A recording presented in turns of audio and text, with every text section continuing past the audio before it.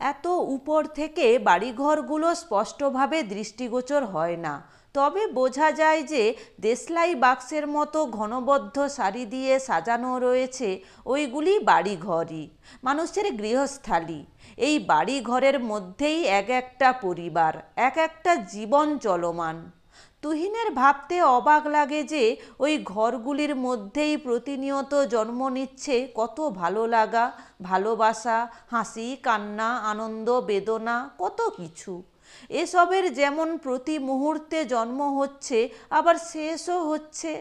এক বিশাল তরঙ্গমালার মতো উঠছে নামছে, বয়ে চলেছে সেই কবে থেকে। এই চলমানতাই জীবন, জীবনের স্রোত। কত যে জীবনের লিপিমালা গাঁথা হয়ে যাচ্ছে তার হিসাব চলমান মানুষ রাখে না। ভবিষ্যতে এটাই হয়ে যাবে ইতিহাস।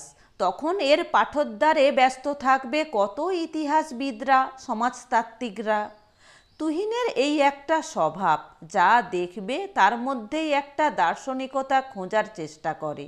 কই, এত তো যাত্রী এই বিমানে, কারুর মনেই তো এরকম সব অদ্ভুত চিন্তা জেঁকে বসছে না। অবশ্য এটাও ঠিক না, কার মনে কি ভাব তা কি বলা সম্ভব। তবে তুহিনের মনোভঙ্গি আমাদের পরিচিত, তাই জানতে পারি সেই তো এ গল্পের নায়ক। তুহিন, তুহিন বন্দ্যোপাধ্যায় কলকাতার এক নামী কলেজের অধ্যাপক। পড়ানো, গবেষণা, লেখালেখি, পাণ্ডিত্য সব মিলিয়ে তুহিন একজন 50 বছরের সফল অধ্যাপক। দেশ বিদেশে নামও হয়েছে যথেষ্ট। সে এখনই ঢাকা বিমানবন্দরে অবতরণ করবে। ঢাকা রাজশাহী বিশ্ববিদ্যালয় ছাড়াও কয়েকটি কলেজ থেকে বক্তৃতার আমন্ত্রণে সে এসেছে। বিষয় the untold stories of the partition. ঢাকার বিমানবন্দরের আকাশে যখন তাদের বিমানটা নামার জন্য তৈরি হচ্ছে, তখনই হঠাৎ অতীতের একটা কথা মনে পড়ে যেতে প্রবল হৃৎকম্পে তুহিনের সমস্ত শিরা উপশিরা নিস্তেজ হয়ে পড়ল। শুকিয়ে কাঠ হয়ে উঠল গলাটা। সেই ছোটবেলায় যখন তার বয়স 15 কি 16, তখনই তাদের এই দেশ, তার জন্মভূমি ছাড়তে হয়েছিল। সময়টা ছিল 1947-এর জানুয়ারির শেষ দিক। তারপর এত দিন পর আবার সে তার জন্মভূমিতে পা রাখতে চলেছে। সেদিনের কথা মনে হতেই তুহিনের দিদির কথা মনে হয়ে যায়। এতদিন তো ভুলেই ছিল, ভুলে থাকার অভ্যাসে। কিন্তু ঢাকার বিমানবন্দরের মাথায় চক্কর খেতে গিয়ে দিদির স্মৃতি তাকে প্রবলভাবে নাড়িয়ে দিল। বুকের ভিতরটা সেদিনের থেকেও যেন বেশি হু হু করে উঠল। রাত গভীর, ঘন অন্ধকার। বাবা, মা, দিদি আর সে চারজনে মিলে বেরিয়ে পড়েছিল কলকাতার উদ্দেশ্যে। আসলে তারা তাদের জন্মভূমি দেশ ছেড়ে চলে যাচ্ছিল এক অচিন দেশে। বাবার বন্ধু কলিম উদ্দিন চাচাই সব ব্যবস্থা করে দিয়েছিলেন, নৌকো থেকে শুরু করে পাহারাদার সবাই বিশ্বস্ত লোক। বলা যায় না রাস্তায় কি হয়, তাই সব ব্যবস্থাই কলিমুদ্দিন চাচা করেছিলেন। গভীর অন্ধকারের বুক চিরে বুড়িগঙ্গার উপর দিয়ে নির্বিঘ্নেই নৌকো এগিয়ে চলছিল।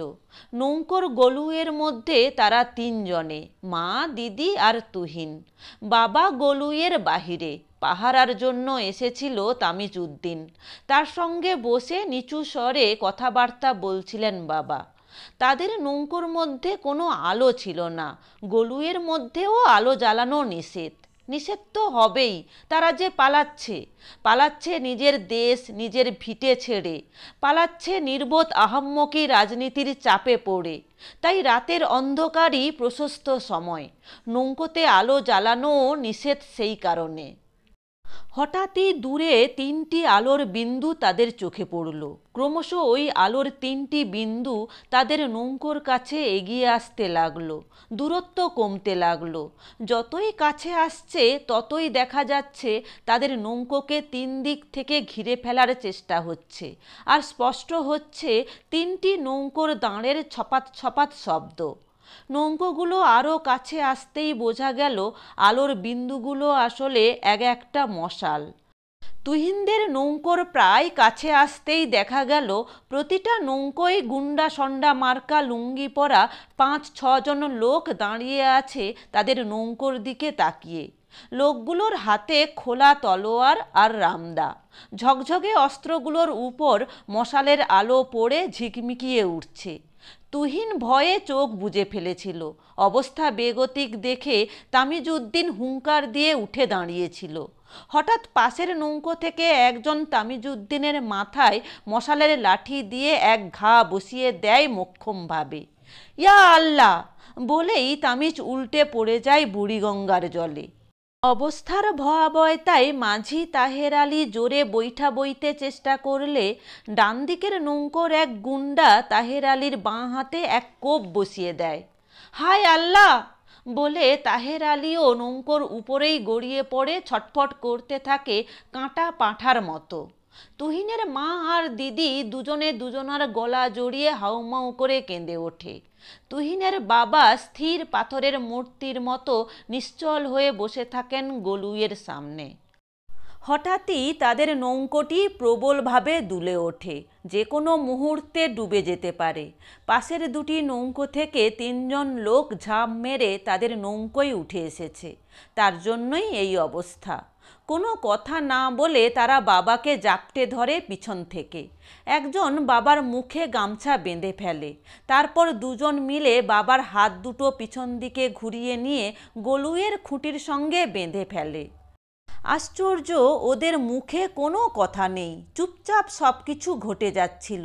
এ যেন অনেক অনেক মহড়ার পর নাটকের সফল এবং নিখুঁত মঞ্চ রূপায়ণ। ওদের মধ্যে দুজন গলুইয়ের মধ্যে ঢুকে পড়ে। মা ততক্ষণে অজ্ঞান হয়ে গেছেন। দিদির চোখ দুটিতে যেন আগুন ঝরছে। না, ওরা কিছুই করেনি। যাবার সময় তাদের ছোট্ট ট্রাঙ্কটা, যার মধ্যে সোনাদানা ছিল, সেটা আর দিদির মুখে হাত চাপা দিয়ে তাকে তুলে নিয়ে চলে গেল। তুহিন একজনের পা ধরে টান মেরেছিল। এক হ্যাঁচকায় পাটা ছাড়িয়ে নিয়ে তুহিনের মুখে একটা লাথি মেরে চলে গিয়েছিল। লাথি খেয়ে তুহিনের নাক দিয়ে ঝরঝর করে রক্ত ঝরে নৌকোর মেঝে ভিজে গিয়েছিল সেদিন।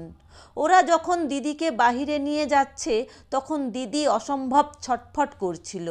ওরা দিদিকে নিয়ে গলুইয়ের বাহিরে যেতেই ঝপাং করে জলে ভারী কিছু পড়ার আওয়াজ হয়েছিল। তারপর তুহিনের আর কিচ্ছু মনে নেই। শুধু মনে আছে সে আপ্রাণ চেষ্টা করেছিল চেঁচাতে, কিন্তু কোনো স্বর তার গলা থেকে সেদিন বেরোয়নি।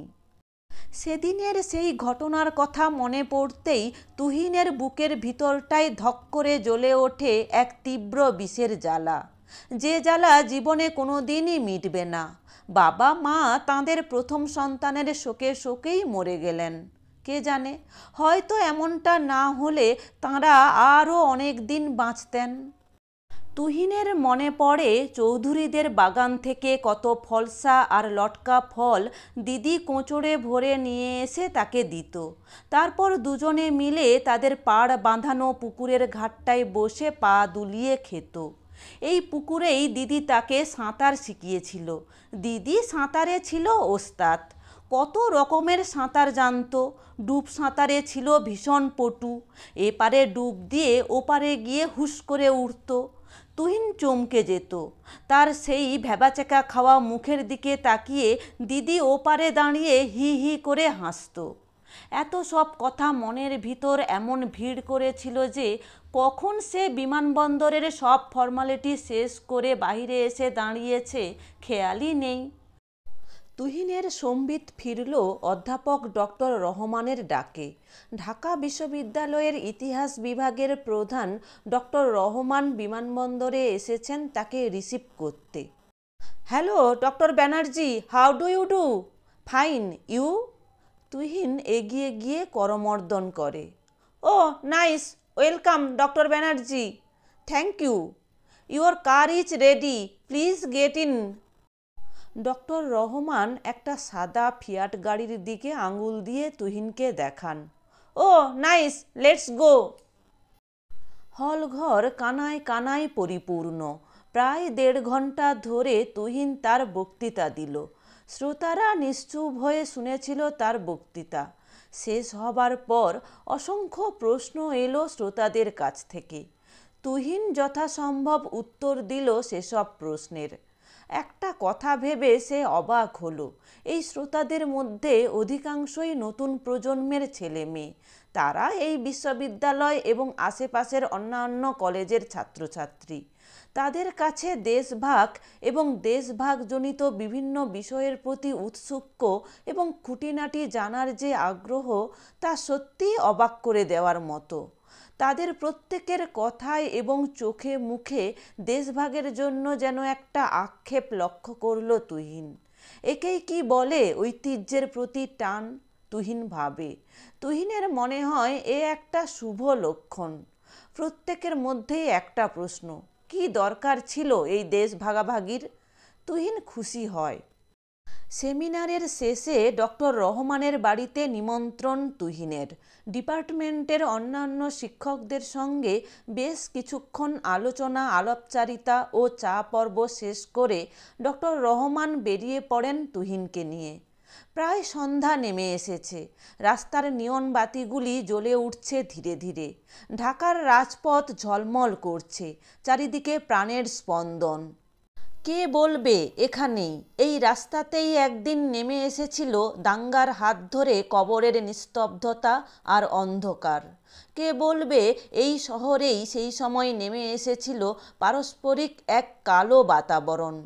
ডক্টর রহমান মানুষটা কিন্তু বেশ স্বচ্ছ মানসিকতা, বেশ খোলামেলা দিলদরিয়া। কথা বলে বোঝাই যায় না যে লোকটা এত পণ্ডিত। কোনো রকম ধর্মীয় গোঁড়ামি বা মৌলবাদী চিন্তার লেশ মাত্র নেই। ইতিহাসের ছাত্র, ইতিহাসের গবেষক, অধ্যাপক। ডক্টর রহমানের কাছে মানুষই সব।